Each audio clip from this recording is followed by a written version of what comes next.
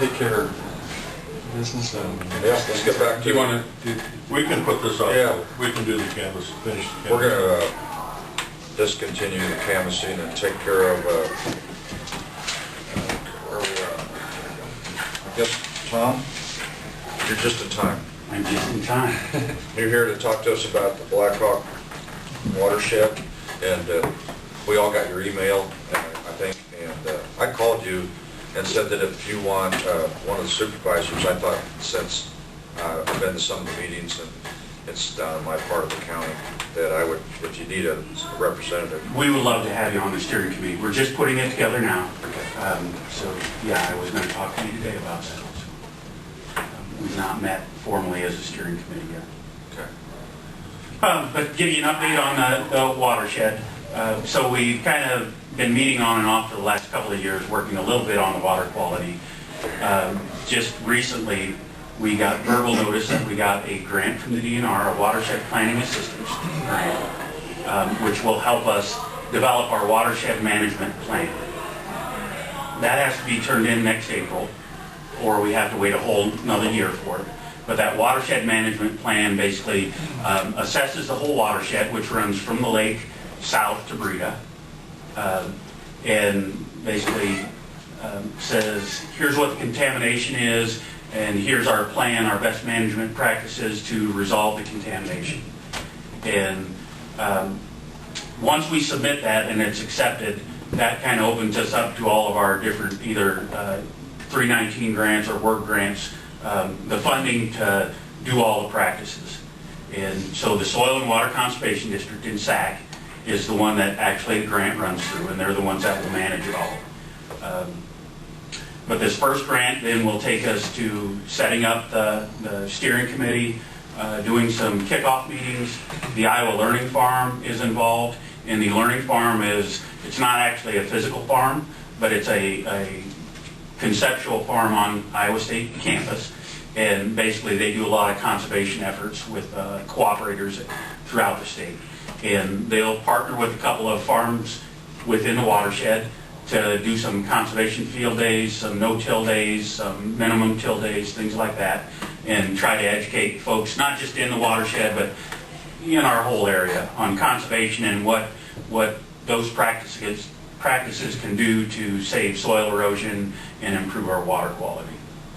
And so July 1st, which is a Thursday evening, the Iowa Learning Farm is actually coming out to Blackhawk Lake, and they want to have their first kickoff meeting. And it'll be at 5:30. They're going to have a meal, sandwiches and salads for anyone who wants to come. They're inviting everybody in the watershed and surrounding area, and they'll bring up their conservation, it's called Conservation Station. So basically it's a rainfall simulator that shows the effects of rainfall on the soil, how it erodes, and then varying amounts of cover on it that help protect the soil from eroding away. And then they've got some other hands-on displays that just teach people basic concepts about water quality. So that'll be the main focus of the meeting. Mary Kester, who is a teacher for Kemper and Carroll, she's done a lot with Iowa Water in the classroom. And Iowa Water is a volunteer water sampling group throughout Iowa, and they're also one of our partners in the grant. And so Mary will talk a little bit about that and how we might do some more water sampling in the watershed. And then they've got a video that they want to show about water quality and things. So that's kind of our kickoff to get people involved. And then throughout the summer, we'll be doing some other meetings in that. The steering committee will meet to kind of analyze, there's a lot of data right now. Iowa State did a diagnostic feasibility study last year. They reported on that this spring. And so we have a lot of data on contamination, what it is, where it's coming from, and we need to kind of digest all that information and decide what that means and how we can improve upon it. We'll also probably be doing some more water sampling to confirm some things or get additional data.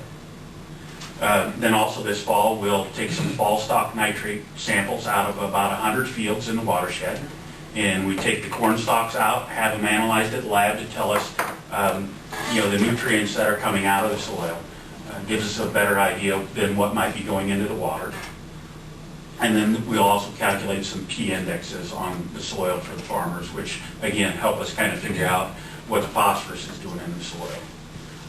So then we'll have all this data, and we've got to manage that into a plan that says, with all that data, here's what we recommend doing. And a lot of that will be based on recommendations by the landowners and our soil and water conservation district commissioners. How detailed and how extensive does that plan? What are your expectations for that plan? I mean, is it something that's going to take a long time to put together in a huge document, or? I don't know yet. I get to be the one that leads writing it.